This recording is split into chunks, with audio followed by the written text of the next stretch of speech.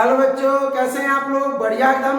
तो मैं यादव आज लेकर आ गया हूँ क्लास 12 बिहार बोर्ड का इंग्लिश। और आज हम लोग करेंगे मैकाबिटी द मिस्ट्री कैट का ऑब्जेक्टिव क्वेश्चन। क्या करने वाले हैं?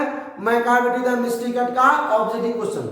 अगर आप लोग मैकाबिटी द मिस्ट्री कैट का हिंदी एक्सप्लेनेशन नहीं देखे हैं तो डिस्क्रिप्शन में लिंक है, जाकर देख लीजिए पहले, फिर ऑब्जेक्टिव कीजिएगा। ऑब्जेक्टिव कैसे करना है आप लोगों को? स्क्रीन पे क्वेश्चन आएगा, आप लोगों को मन में आंसर सोचना है और बताना है कि आप लोग खुद से कितना आंसर कर पाए हैं। कमेंट में जरूर जवाब दीजिएगा। और आज मौसम खराब यानी बारिश होने के कारण बच्चे लोग नहीं आए हैं, तो आज अब हम अकेले ही शूट कर रहे हैं, तो आप लोग सपोर्ट कीजिए। चलिए थोड़ा ध्यान दीजिए, आज बारिश होने के कारण बच्चे नहीं आए हैं, फिर भी हम सोचे कि अकेले बैठे क्या करें, मन नहीं लग रहा था तो वीडियो हम शूट कर रहे हैं। तो चलिए ध्यान दीजिए। फिर भाई फिर से बोल रहे हैं, अगर आप लोग हिंदी एक्सप्लेनेशन नहीं देखे हैं इसका, लाइन बाय लाइन हम किए हुए हैं, वर्ड बाय वर्ड किए हुए हैं, डिस्क्रिप्शन में लिखा, जाकर देख सकते हैं। तो चलिए कैसे करना है आप लोगों को ध्यान दीजिए। ये पहला क्वेश्चन आया, आप लोगों को क्या करना है कि ये क्वेश्चन जो है इसको देखना है, पढ़ना है और आंसर को क्या करना है, टिक करना है। और अंत में 30 क्वेश्चन है। कितना क्वेश्चन है टोटल? क्वेश्चन कितना है? 30 क्वेश्चन है। और आप लोगों को बताना है अंत में कमेंट करके कि कितना क्वेश्चन है। चलिए स्टार्ट किया जाए। तो क्या पहला question, who has written the poem Macavity the mystery cat? तो सब लोग जानते होंगे कि मैकाबिटी द मिस्ट्री कैट के जो लेखक है, मतलब वो कौन है ना, वो कौन लिखे हैं, किसको, इस कविता को, कौन कविता को? मैकाबिटी द मिस्ट्री कैट को। तो आप लोग का आंसर आ गया होगा, आप लोगों को बोल दीजिए एक बार, कोई दिक्कत नहीं है, देख रहे हैं तो बोल दीजिए एक बार। चलिए क्या है? टी.एस. इलियट। आगे बढ़ा जाए। क्वेश्चन नंबर 2, स्क्रीन पर आते ही पहले पॉज कीजिए, आंसर मन में सोचिए और कॉपी पर लिखिए कि भाई हमारे कितना नंबर आया, और कमेंट करके जरूर बताइएगा, ठीक है। चलिए, T S. Eliot belongs to dash and finally settled in. भाई आप लोगों को अबाउट ऑफ ऑथर में कराए थे कि जो टी.एस. इलियट, इनका पूरा नाम क्या है? Thomas Sterling. इनका जो जन्म हुआ था वो कहाँ हुआ था? Saint Louisa, Missouri, USA. Saint Louisa, Missouri, USA में जन्म हुआ था, मतलब अमेरिका में। इवेंचुअली मतलब किसी कारणवश से वो इंग्लैंड में गए थे, वही उनका काम कार्य रहा, ठीक है। 1914 में वो इंग्लैंड चले गए थे, यानी जिस समय उनका उम्र कितना था? 25 वर्ष। आप लोगों को भी मालूम होगा अगर आप लोग हिंदी एक्सप्लेनेशन देखे होंगे तो चलिए यहाँ जान, इसका आंसर आप लोग क्या लगाए हैं? कहाँ जन्म हुआ था? अमेरिका में। कहाँ जाकर सेटल हो गए थे? इंग्लैंड में। तो आंसर क्या होगा? बी। बढ़ा आगे। चलिए ईमानदारी से भाई सब ध्यान दीजिए, क्या सोच रहे? सुनिए, इधर देखिए, इधर देखिए, इधर क्या क्वेश्चन, ही was awarded Nobel prize for literature in. उनको जो है अवार्डेड मतलब सम्मानित किया गया था। क्या किया गया था? सम्मानित किया गया था। किससे? नोबेल प्राइज से। किसके लिए? लिटरेचर के लिए। हमने बताया था कब, मालूम है आप लोगों को? तो चलिए बताइए क्या होगा इसका आंसर? 1948। आप लोग उम्मीद करते हैं कि आप लोग भी यही लगा देंगे, ठीक है। बढ़ा जाएंगे। चलिए, आवाज थोड़ा गूंज रहा होगा क्योंकि बारिश हो रहा है बाहर, तो सारा खिड़की वगैरह सब बंद है, ठीक है। चलिए, Macavity breaks every human law and he is called. क्या कहा जाता था? क्या, कौन सा? Dash call. तो ये फर्स्ट ही लाइन है कि मैकाबिटी द मिस्ट्री कैट ना, ही इज कॉल्ड हिडन पॉ। क्या कहा जाता है? हिडन मतलब छुपा हुआ रुस्तम, छुपा हुआ पंजा, मतलब कहीं जाके चोरी कर लेगा लेकिन मालूम ही नहीं पड़ेगा किसी को, कोई आया और गया था, ठीक है। चलिए बढ़ते हैं आगे, एकदम मजा आ जाएगा। आप लोग देख के आइए पहले हिंदी एक्सप्लेनेशन, पूरा वर्ड बाय वर्ड की है, याद हो जाएगा। ऐसा एक्सप्लेनेशन है कि आप बुढ़ारी तक नहीं भूलिएगा। चलिए ध्यान दीजिए।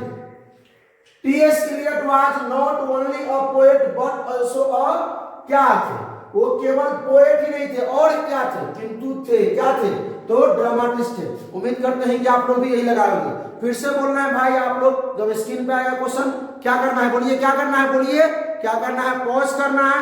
पॉज करने के बाद खुद से आंसर टिक करना है, सोचना है कि क्या आंसर होने वाला है, ठीक है। चलिए बताया जाएगा question. Question number 6, which of the following famous creation is credited to T S. Eliot? मतलब किस क्रिएशन के लिए वो फेमस है? The arms and the man, the princess, war and peace, the wasteland. मतलब इसमें से किस क्रिएशन के लिए वो जो है वो फेमस हुई, प्रसिद्ध हुई? तो बताना आप लोगों को, तो आप लोगों को पूरा मालूम होगा कि क्या है? द वेस्टलैंड, ठीक, बंजर भूमि, बंजर जमीन। आगे बढ़ते हैं। अगला है, टी.एस. इलियट वाज बोर्न इन।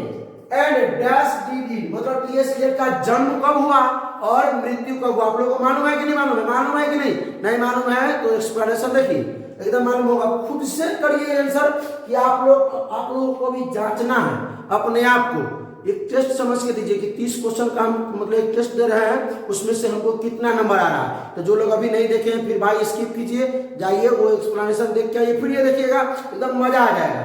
और खुद से कीजिए कि आपको कितना मार्क्स आया, कमेंट जरूर कीजिएगा। चलिए, तो 1888 में जन्म हुआ था, 1965 में मृत्यु हुआ था। चलिए, तो ये सी बढ़ा जाएगा। क्वेश्चन मैकाविटी इज क्या है? तो मैकाविटी एक कैट है, ठीक है। आगे बढ़ते हैं। उसके बाद who the police reach when है, when क्या है? when the police reach the scene of crime, मतलब जब पुलिस पहुंचती है जहां, कहां? घटना स्थल पे। कहां पे?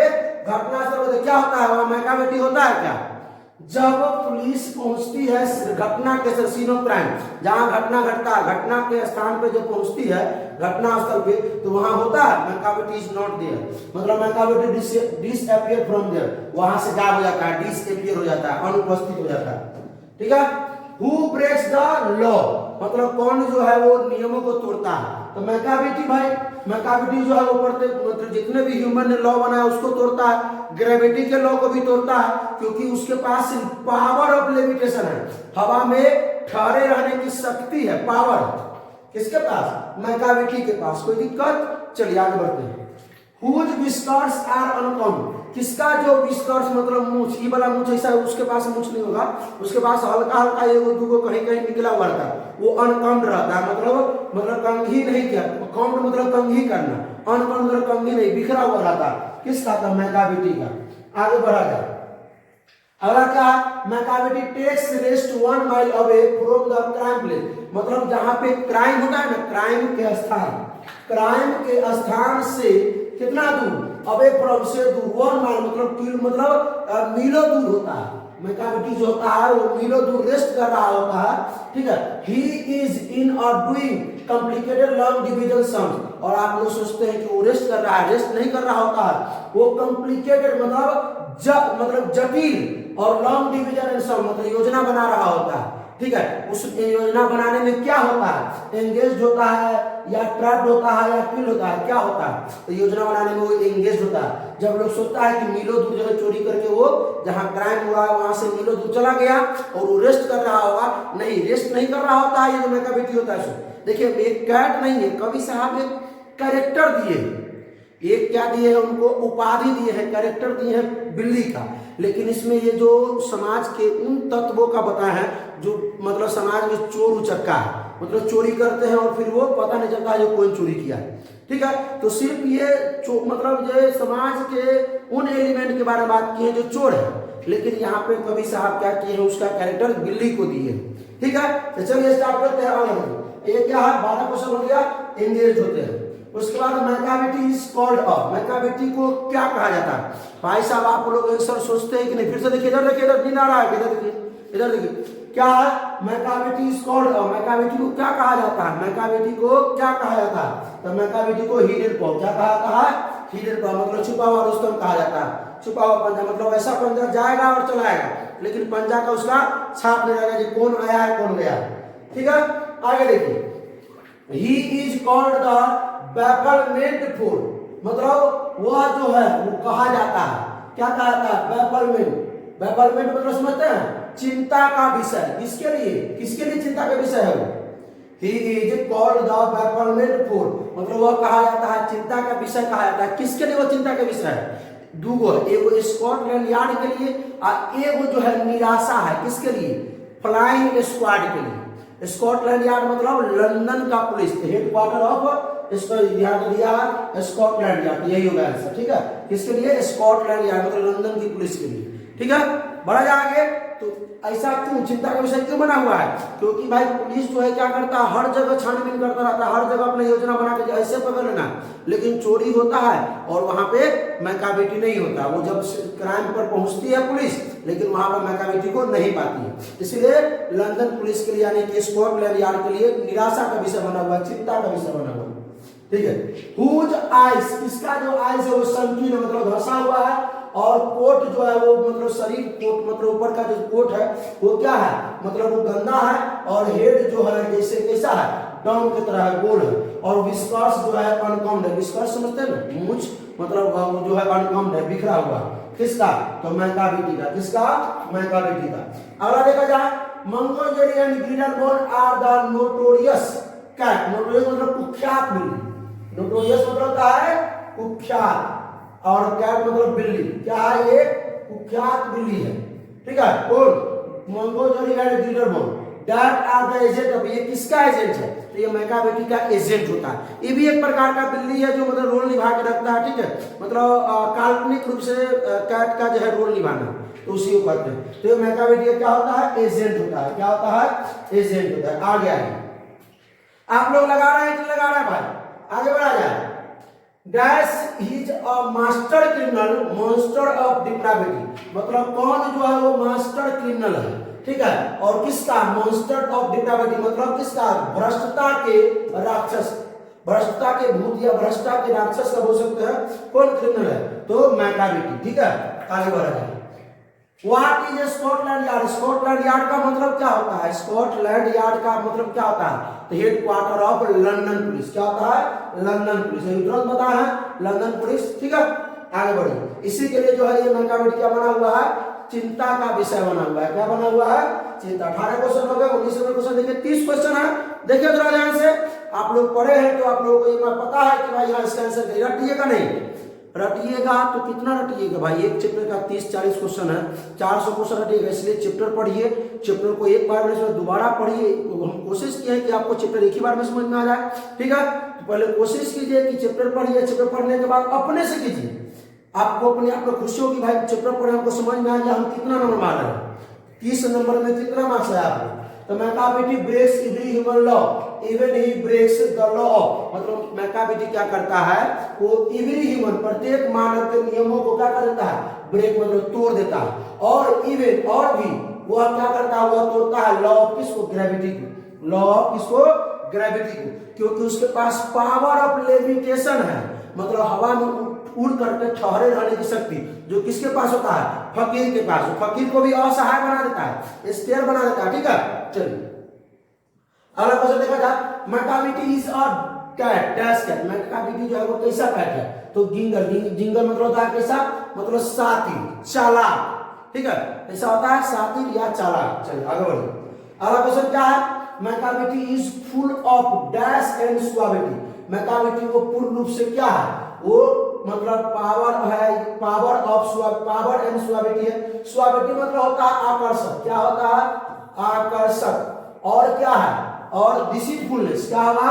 ये चैप्टर से लिया गया लाइन है। डिसीटफुल एंड लेस एंड और बोला गया है कि ऐसा आकर्षक और ऐसा धूर्त। धूर्त मतलब धूर्त या चालाक। ऐसा धूर्त और आकर्षक ये बिल्ली नहीं हो सकता।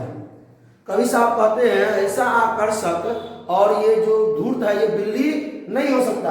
यहाँ देखिए लाइन में लिखा हुआ है, आप लोग ध्यान दीजिएगा। आइए दिखा देते हैं आप लोगों को। ऐसा आकर्षक जो ये बिल्ली नहीं हो सकता। ठीक है, ये क्या है सो दिखा देते हैं आप लोगों को। आगे बढ़ते हैं इसमें। लेविटेशन ऑफ सेलेसियम,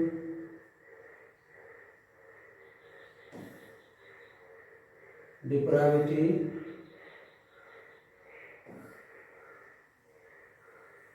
देखिए क्या cat of such deceitfulness and सुआविटी।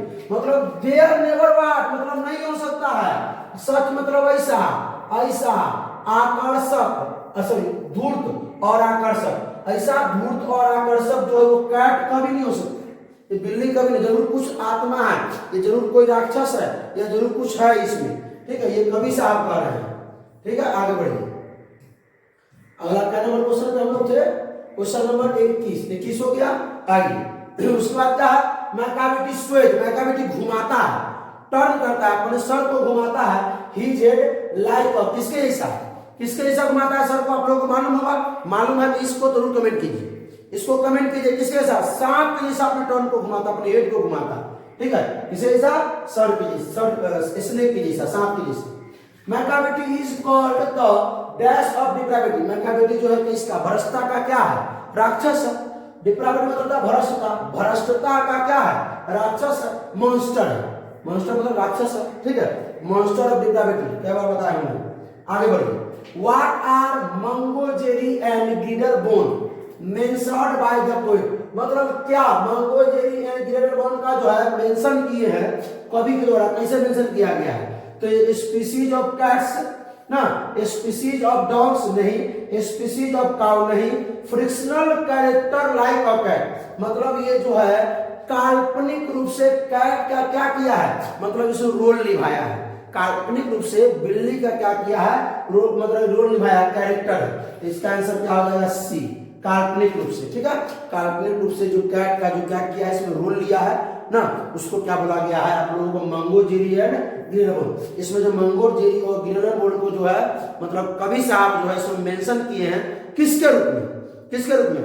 तो फ्रिक्शनल कैरेक्टर लाइक कैट, मतलब बिल्ली के काल्पनिक रूप में, बिल्ली के काल्पनिक रूप में, कैरेक्टर में। आगे, dash is tall and thin, कौन जो है इसमें टॉल एंड थिन है? तो भाई मैकाबिटी क्या है इसमें? टॉल एंड थिन है। आइए, द पोएट कंपेयर, कवि जो है वो तुलना करते हैं मैकाबिटी का, जिसे रिगार्ड क्राइम, जो क्राइम को क्या करता है? किसके संबंध में? मतलब क्राइम को रिगार्ड करता है, रिगार्ड मतलब संबंध, ठीक है। तो किसके? हिटलर के या म्यूसोलिनी के या स्टालिन के या नेपोलियन के? आप लोगों को मालूम होना चाहिए क्या? मतलब नेपोलियन, ठीक है। इसके क्राइम को तुलना किससे करता है? मैकाबिटी के क्राइम को तुलना किससे करता है? नेपोलियन के क्राइम से, मतलब उसी से संबंध है इसका, ठीक है। आगे देखिए, who is responsible for every crime that takes place in London, मतलब कौन जो है जिम्मेवार है? कौन जो है रिस्पॉन्सिबल, जिम्मेवार है for every crime? Every crime मतलब प्रत्येक जुर्म के लिए, प्रत्येक इसके लिए। देखिए कैमरा हिल जाने की वजह से वीडियो रुक गया था, तो चलिए मैंने सेट कर दिया, फिर से देख लीजिए। देखिए ध्यान से, हु इज रिस्पॉन्सिबल, कौन जिम्मेवार है? कौन जिम्मेवार है for every crime? Every crime प्रत्येक जुर्म के लिए, प्रत्येक जुर्म के लिए कौन जिम्मेवार है? जो टेक्स प्लेस इन लंदन, जो लंदन में हो रहा है, जो लंदन के स्थान पे हो रहा है। प्रत्येक क्राइम के लिए कौन जिम्मेवार है? जो लंदन के उस स्थान पे हो रहा है। तो नेपोलियन है कि मैकाबिटी है कि पोएट है कि लंदन का पुलिस है? तो आप लोगों को तो मालूम होगा कौन है? नेपोलियन नहीं, कौन? मैकाबिटी। नेपोलियन क्या है? नेपोलियन तो वहां का जो है इससे का तुलना कर दिया है नेपोलियन से, ठीक है। लेकिन जुर्म कौन कर रहा है? मतलब मैकाबिटी कर रहा है। चलिए अगला क्वेश्चन क्या है? Question number 28, Macavity is said to be a in feline and से, मतलब फिलाइन मतलब होता है बिल्ली, क्या होता है? बिल्ली। और ये हो गया के रूप में, बिल्ली के रूप या बिल्ली के भेष में, बिल्ली के रूप में या बिल्ली के भेष में कौन जो है? मैकाबिटी को क्या कहा था? बिल्ली के भेष में क्या है? मैकाबिटी जो है वो बिल्ली के भेष में क्या है? तो एक राक्षस है, तो उसको मॉन्स्टर भी कहते हैं। लेकिन यहाँ कविता का लाइन है फाइंड, क्या है? फाइंड, जो ये फाइंड इन फिलाइन, मतलब ये बिल्ली नहीं है, बिल्ली के भेष में क्या है? बिल्ली के रूप में क्या है? फाइंड, मतलब राक्षस है। आगे बढ़िए, 29वां क्वेश्चन क्या है? मैकाबिटी इज अ डैश, क्या है? मैकाबिटी क्या है? एक मिस्ट्री कैट है या माई स्टडी कैसे कैट है। आगे बढ़ते हैं, उसके बाद क्या है?